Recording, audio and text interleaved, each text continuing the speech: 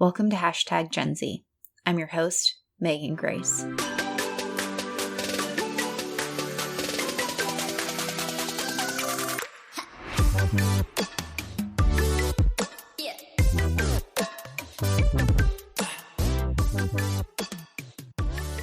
Welcome back. This is episode 20 of #GenZ. In this episode, we're talking about a topic that's become increasingly more interesting to me. As Corey and I set out to write Generation Z, A Century in the Making, we knew there were some topics regarding Generation Z that haven't really been focused upon so much. Spirituality and religion is one of those topics. We were quite curious to learn more if formal religion and spiritual groups, which date back thousands of years, have relevance among today's youth population. And with most things with researching Generation Z, we came across some interesting findings. In a 2015 study, only 54% of people reported identifying with a religious group, which aligns with another study that was conducted by Pew that found that religious service attendance has decreased with each generation. These findings even further resonate with the SERP College Freshman Study that was conducted, which found that the religious participation among college freshmen has decreased with each generation. For example, in 1985, 86% of Gen X first-year college students reported attending services frequently or occasionally. In 2001, this drops to 83% among millennial first-year college students, and in 2015, this drops to 69.5% of Gen Z first-year college students. While we cover so much more about the ebbs and flows of religiosity and spirituality in our book, I wanted to get a first-hand account of what spirituality and religious practice is like with Generation Z. I'm joined in this episode by Catherine Stretar and Scofield Foster, who work in youth ministry at the Grace Church in South Carolina. Scofield and Catherine provide leadership for the Forge High School Ministry Program, and I'm excited to welcome Catherine and Scofield to the conversation to share their experiences and insights in working with Generation Z high school students. I'm really excited to dive into today's topic. We're discussing Gen Z and religion and spirituality, and I'm really excited to introduce my guests today. They're doing incredible work, and specifically in that topic, and having them come share about what they're doing with their work at Grace Church in South Carolina. So I want to introduce my guests, Scofield Foster and Catherine Stretar. Welcome. Thank you so much for being here. Yeah, we're excited to be here. Yeah, it's great to be with you. So I'd love to learn a little bit more about what you're doing with Grace Church. What's your role, and how did you get into this work before we even dive into thinking about what does this mean for working with Gen Z teens and youth? Sure. Yeah. I mean, for me, it's been about, 10 years ago now that my faith began to be personal for me versus something that I'd really just been surrounded by with family or other social things. And so about 4 years later, I got connected to our church, and I started getting involved with the youth on a volunteer basis, and was really enjoying it. Just enjoyed the role of getting to be a mentor, and so about a year later, I was offered a position on our church staff where I got to go work with building environments and building communities for our students to grow in their faith. So it's been about 6 years ago that happened now. And now I work primarily with high school students alongside Catherine. And, it's been really neat to see, because we've been doing this together for 4 years now, just how much of an impact you can have when you really get invested in our teens. Yeah, and I agree with Scofield. So funny enough, Megan, Scofield and I actually grew up together. So we've known each other since we were babies, and now we are coworkers, which is hilarious. So we knew each other when we were both in high school. So we see the difference the Lord has made in both of our lives. So I also came to know the Lord about 10 years ago, and then I went to Clemson University and worked with high schoolers there and got connected to Grace Church. That was my local church when I was in college. But local church for me, I wasn't as invested as I wish I was. And so after college, I worked as an intern at a camp for a year. And then Scofield called me and told me there was an opening at Grace Church in student ministry. And he thought that I would be great for it. And so I came on about 5 years ago in middle school ministry and then moved up to high school ministry with Scofield. And we've been here for about 4 years. And I work primarily with our teens and especially specifically with our females. I think it's important, especially knowing what I know about you, of having kind of a younger adult mentors involved with these young people. And we'll talk a little bit more about how you've revitalized kind of your teen and youth program and hinging on that. But I think it's incredible that you two are dedicating your lives to working with Gen Z teens. And I would be interested in, you've been doing this work for quite some time now. What trends have you been seeing in engaging Gen Z young people in religion and spirituality? Yeah, it's a great question. I would say one of the things that is interesting to notice is because of social media, which is obviously a part of their life and has been since they've been old enough to make decisions and have relationships, there is this, I would say, even false sense of what it feels like to be connected to other people. So having digital relationships is certainly something, but it also can fall far short of what it's like to have real relationships with people that know you and that you're spending time with on a deeper level versus what the surface of social media can often provide. And so it can give the illusion that you're connected without it actually being the case, to the point where we just see different types of struggles. Like a lot of our teens that were out and about doing things that you could argue were destructive 20 years ago, our teens aren't doing those things anymore because they're just staying at home and not feeling the need to get out and to get connected with other people because they can do that digitally. And so they're not feeling the need to get their driver's license, because why leave when you can interact on your phone, you can at home. So that's just been an interesting trend for us to note, because one of our goals is to build relationships and communities. That's something that we've seen more often with this generation of teens. Yeah, because there's so many times that we are pushing biblical community, authentic relationships, and they do not know what that means because they feel like they have some sense of relationship through their phone, and that's not what we are advocating for. And then also, another trend that we have seen is a lot more distraction. I mean, solely because of social media and just technology in general, video games, just a lot of different things that they're able to distract themselves with instead of, I don't know, really processing emotions, really processing relationships, just different things like that. They are they're more easily distracted with things than having to deal with the hard situations that they are confronted with. And then we've also seen definitely a trend of consensus culture, meaning that students and the Gen Z culture really feel like they have to agree on everything instead of actually making some of their opinions known, or that they actually disagree in love with a fellow believer. We just always feel like we have to agree on everything. And if we disagree, then we hate each other, which just Agreed. isn't true. Yeah. And it's like, in the name of wanting to all of us like each other, we'll just agree that we should agree about everything. And so nobody is really thinking anything, you know? That's a really interesting point, and I'd love to discuss kind of this idea of agreement, because I know that you've shared that your church is doing really interesting work in kind of, I believe you called them, it was kind of the, not the difficult conversations, but this idea of really concurrent issues, of progressive issues of Mm-hmm. sexual orientation and gender identity, and some of these things that churches and faith communities are grappling with. And that can be a thing that can pull people on polar ends of it, and having this community, but within this community having people that do disagree on these topics. Can you talk more about how your church has kind of facilitated some of these kind of, what was the exact term that you used? Yeah, we just said hard topics, relevant topics, the things that really our teens are thinking about and dealing with, or being surrounded by, but that feel infused with tension. And so it often feels safer just to avoid it.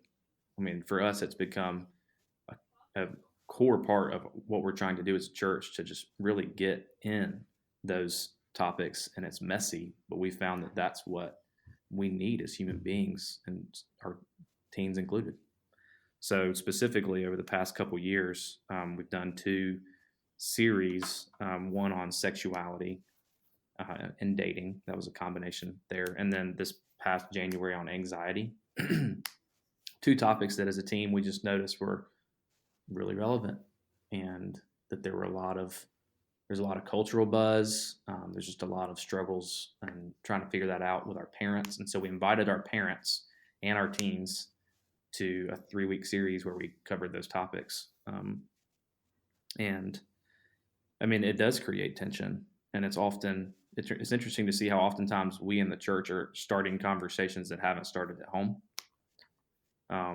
But there's something, it seems, that in our goals of trying to help create an authentic faith community, that dealing with things that are real, even though they're uncomfortable, is actually compelling to our teens, because our willingness to not hold back and with love, like Catherine said, the goal is not to, we're not even trying, it's not primarily about us being right. It's about what the truth is and what we believe God is calling us to live and how he's calling us to live and be.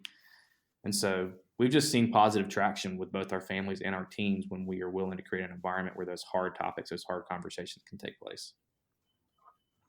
I think that is, we're going to get into more about what you've really done to I don't want to say revitalize, but really make an engaging and attractive faith experience for the young people that attend your church. But I think that in just listening to that response, there's so many things that from our research that we know about Gen Z, that families and parents matter, that you're bringing them into those conversations is a very big deal, that you're willing to talk about some of the tough, the issues that are sometimes our larger society has a hard time discussing, is a big deal, because the young people today know more and more about these issues, and they do want a place to be able to talk about them. And the fact that you're doing it out of a place of we're trying to build authentic community means a lot. And it's just in hearing all of this, there's so much of what we're seeing with Gen Z research kind of coming to light in your faith community. I think that's incredible to be able to hear about. But I would love to, and I'm sure other people would love to know, really what exactly you all do and base your kind of philosophy in working with today's young people at Grace Church. So what are some of the programming things that you do, and what have you found to be successful in re-engaging this group? So we've seen in research, just in identification of teens and young adults, this decline of young people formally identifying with a religion. They might identify as spiritual, but this full identification with a religious group. But you all have done a great job in engaging and attracting these young people. So I would love to learn a little bit more about that.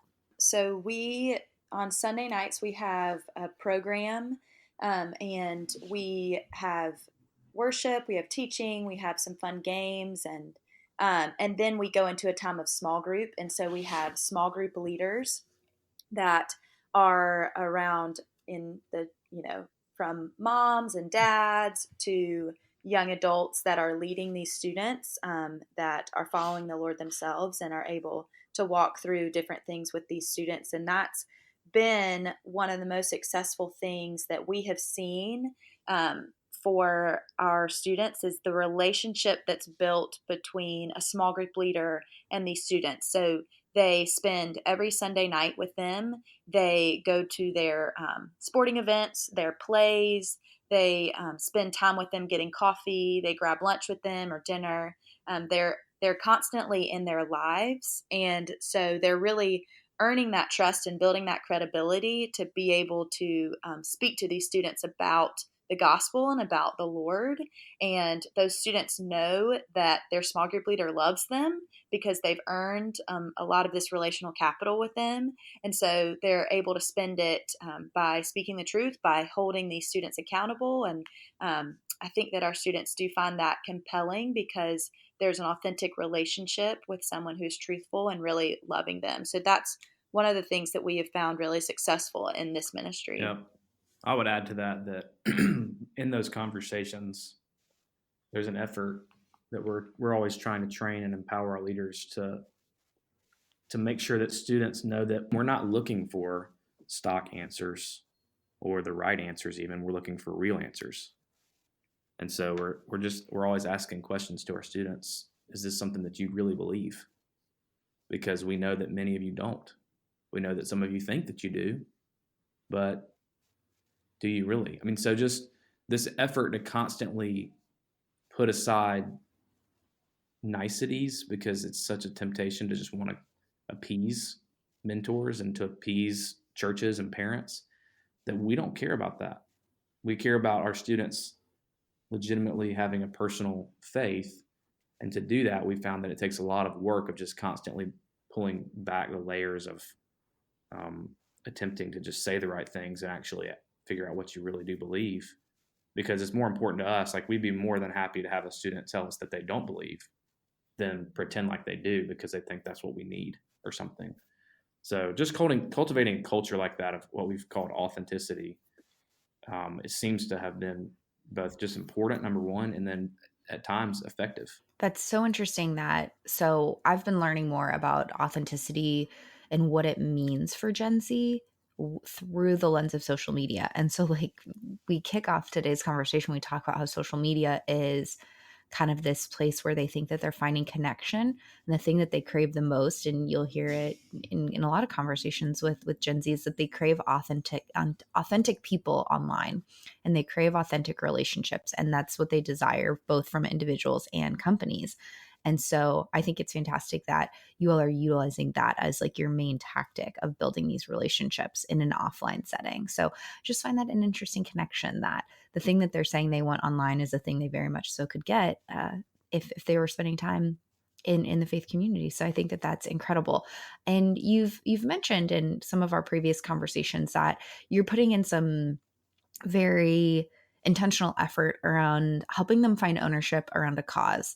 So can you talk a little bit more about what you're doing in that regard and engaging young people in the community, especially with some of the community issues and causes they might care about? Yeah, absolutely. Yeah, I mean, we've seen that it's just a human reality that we all want to make an impact. We all want to make a difference and make the world a better place. And we believe that that was something that we were created to desire. And so one of the main things that we found to be important is for our students is that they actually, their faith has to be something that they don't just consume, but they contribute. And so when a student begins to make a contribution at our church, whether it's serving in our children's ministry, helping with our parking lot, I mean, anything, setting up and tearing down equipment after and before services, beginning to actually themselves be a leader in a spiritual context and help develop other young students or young children and their faith. There's something about ownership and having a cause that helps make their faith personal. And we've seen that to be true for us. I mean, when you teach something, you learn it far better than when you're being taught it. And so just when they're putting their faith into action and they feel like they have a cause that they're owning, it's been a vital part of how we make disciples at our church. How do you facilitate the connection for that students and helping them find that cause? Is there a point in the programming that takes place, or in what ways are you connecting those young people to finding their cause they care about? Yeah. I mean, I think there's a few different avenues of entry points for how students can start to serve and start to have a sense of ownership. Some of it is just our parents. So our parents are, we believe, the primary disciplers of their students. And so at our church, there's just been over time a culture that's been created where parents are challenging and encouraging their students to make a contribution to serve. And so they simply have the ability to connect them with our children's ministry staff, for example, where they can help with preschoolers or help pull off some fun skits. And then aside from parents, we have small group leaders that we've mentioned before that are also pursuing relationships and helping students understand the connection between their faith and being a server, not just a consumer. And then also in our programming as well, we're communicating about those values. Yeah, and we have something called Forge Leadership. So Forge is actually our high school ministry. It's 9th through 12th grade. And there's something we have the second Wednesday of the month in the morning. We have something called Forge Leadership. And that is a place where we talk about relevant hard topics, like we've said, but it's at 6:30 a.m. And so we say it's for students who are wanting to lead others and lead themselves. So there's different topics we talk about, and there's different things based on their character, their credibility, just different ways that they continue to step out and see which ways that they are gifted, and in what ways they want to serve and lead throughout not just their church, not just our church, but in also their sports teams, in their drama team, in the beta club. Like they're able to really discuss with us and their small group leaders and get a feel for how they want to lead in every aspect of their lives with their siblings as well. 6:30 a.m. Whew, that is a wake up. That is a wake up in the morning on a Wednesday. Yep. But the ones that are It really there, is. man, the ones that are there, they're probably doing the good work. So what advice do you have for others who may be interested in engaging Gen Z in religion and spirituality? I think there's a lot to learn from the work that you all are doing. Yeah, so for us, there's a lot that we know the culture is constantly changing. And so we have to be involved in what's happening and going on in our teens' lives because they are in the know and they see it on social media. And so there is a website that gives a weekly email of what's going on in pop culture from a Christian perspective. And that is called axis.org, so AXIS.org. And that has been a really, really helpful place for us to see what's going on in our teens' lives in the Gen Z culture. And around those topics, we really just ask questions. I mean, I think for anyone that's wanting to engage the Gen Z culture, it's really to ask questions, get to have relationships with these students and get to know their lives and their relationships and what's hard and what's good. And I really just get involved with them. Yeah, and I would add that, I think it's sometimes counterintuitive that our teens want to be challenged. They don't want to be tiptoed around because we want them to like us as adults or agree with us as adults, but they are looking for someone who in love can call them to a higher lifestyle than they would choose. And so we try to build in this, we believe in our teens, and so we want to call them to move towards their faith in a way that they would never have moved on their own. And I think that's always been helpful for us. I think, Catherine, I loved your point on ask questions and know what's going on in Gen Z culture. And while I don't work day to day in religion and spirituality, I feel like that really resonated with me because all I do is ask Gen Z questions and try to understand what's going on in Gen Z culture. So I couldn't agree more in some of the ways that sometimes it's just a matter of asking them and not just assuming. So I appreciate that's also the mindset that you all take into your work. So I ask this of every one of my guests because I really do think it is an incredible generation that we're working with right now. But what is your favorite thing about Gen Z or working with Gen Z? Yeah, one of the things that I've noticed that's neat is it seems like that with Gen Z, there's more and more of a desire to prevent anyone from being marginalized and excluded. I think some of it just has to do with the attention in their lifetime on social justice and social injustice. And so I think that if you just rewind the clock 20 years, certain biases and stereotypes, I just don't think that Gen Z carries them in the same way. Things around, race or gender or anything that just someone who might be different. There seems to be this more built-in desire to include, and it's kind of the positive side of what we see with consensus culture, where students need to agree because they don't want anybody to be excluded. There's a challenge with not being willing to have a different thought, but the heart of wanting everybody to feel included and not feel marginalized is definitely something that's admirable. Yeah, and I think, to Scofield's point, we do love the open mindset that they have, but hopefully, prayerfully, the willingness to have a soft heart towards what we have to say. But I do believe that they ask a lot of great questions. They don't take anything at face value, but they are curious. And so hopefully that gives us a platform to then speak in to them, but I do see that for Gen Z. I couldn't agree more. And I work with them mostly in a student capacity or an interview capacity. And I see these things resonate in my work too. And it's wonderful that they're bringing that curiosity and they're bringing that open mindset and that inclusive nature to their spiritual settings as well. I want to thank you both for spending some time today, sharing about the work that you're doing and the philosophies that guide the work that you do as you spend time with Gen Z and engage them in their faith. So thank you both for being here and sharing today. Absolutely. We were excited to be here. Thank you. Thank you for having us. I'm so appreciative of the conversation I was able to have with Catherine and Scofield. Their work serves as an example of a church that is working to attract young people into spiritual experiences by creating opportunities that align with their interests. They're willing to go the extra mile in building relationships that matter, and they don't shy away from the real life and sometimes tough conversations. They're providing leadership and role models to young people to show that religion, social justice, and acceptance can all work together to make communities stronger and more united. I want to thank them not only for their willingness to share, but their role modeling for Gen Z and serving as an example for other churches looking to engage Generation Z. Thank you for tuning into this episode. I hope you enjoyed learning a little bit more about spirituality and religion. It's not a topic we often find ourselves talking about in the mainstream conversation, everyday life even. So I'm glad you took the time to listen. If you enjoyed this episode and you're enjoying season 2 of #GenZ, don't forget to share the love by rating, reviewing, and subscribing. Your ratings and comments help me improve the podcast and help other listeners find it.